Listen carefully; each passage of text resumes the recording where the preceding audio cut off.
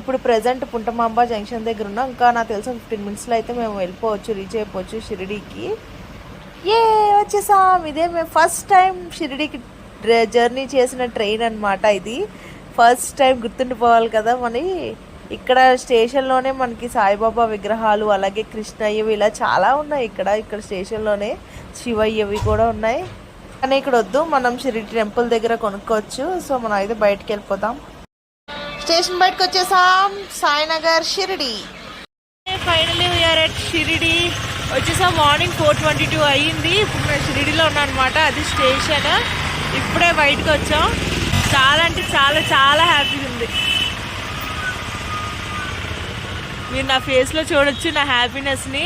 మనం అనుకుంటే కాదు, బాబా రప్పించుకుంటే మనం వస్తామంటారు. అది నిజమే. ఎన్నో ఇయర్స్ నుంచి నేను వెయిట్ చేశాను షిరిడి రావాలని.